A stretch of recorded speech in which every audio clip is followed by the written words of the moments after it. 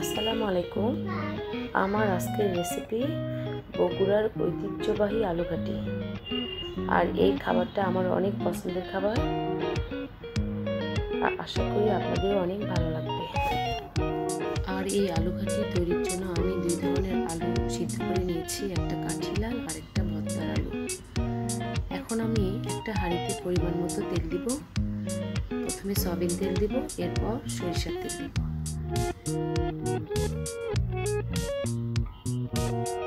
তেল হালকা গরম হলে আমি এর মধ্যে আস্ত গরম মশলাগুলো দিয়ে দিব। এরপর গরম মশলার যখন একটা গন্ধ চলে আসবে, সুন্দর একটা গন্ধ চলে আসবে,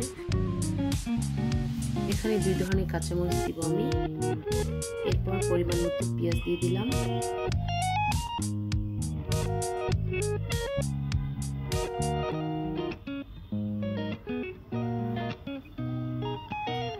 লবণ দিয়ে দিলাম।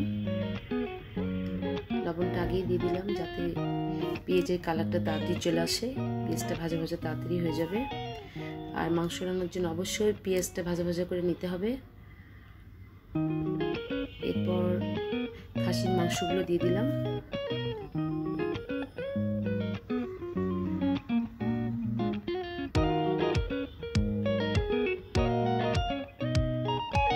খাসির মাংসগুলো প্রথমে আমি খুব ভালোভাবে কষিয়ে নিলাম। এরপর আমি মশলাগুলো অ্যাড করে দিব।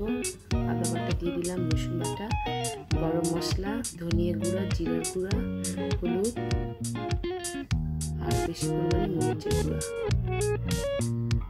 আবারও খুব ভালোভাবে মিশিয়ে নিব। এইভাবে খাসির মাংস রান্না করলে মাংসের মধ্যে কোনো গন্ধ থাকে না, খেতেও অনেক মজা হয়। এই পর্যায়ে দিয়ে দিলাম টমেটো।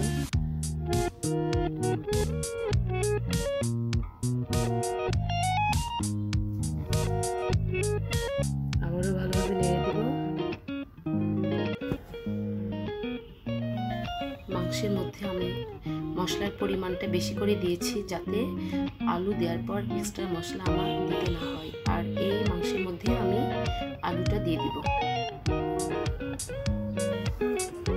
মাংসটা খুব ভালোভাবে কষিয়ে নেওয়ার পর আমি পরিমাণ মতো গরম পানি দিয়ে দিলাম যাতে এই পানিতে মাংসটা মোটামুটি সিদ্ধ হয়ে আসে।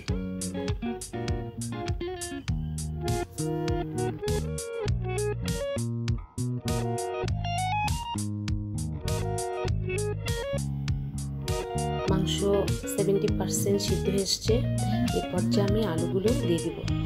আলুটা আমি আধা ভাঙা করে নিয়েছি, একদম ভর্তার মতো করে নেওয়া যাবে না।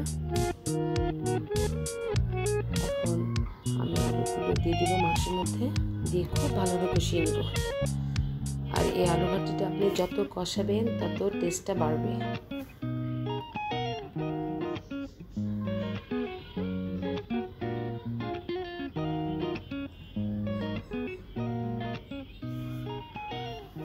কিছুক্ষণের জন্য ঢেকে দিলাম।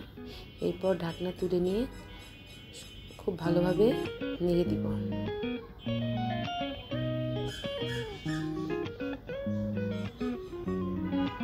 এমনভাবে কষাতে হবে যাতে আলুর গন্ধটা না থাকে। খুব ভালোভাবে কষানোর পর আমি পরিমাণ মতো গরম পানি দিয়ে দিলাম। আর অবশ্যই আপনাকে ভালোবেসে কষাতে হবে। আপনি যত ভালোবেসে রান্না করবেন তত রান্না আপনার টেস্ট হবে। আর আলুঘাটিটা, মাংসের আলুঘাটি একটু ভারী হলে ভালো লাগে। এখন আমি আস্ত কাঁচামরিচ দিয়ে দিলাম। এরপর দিয়ে দিব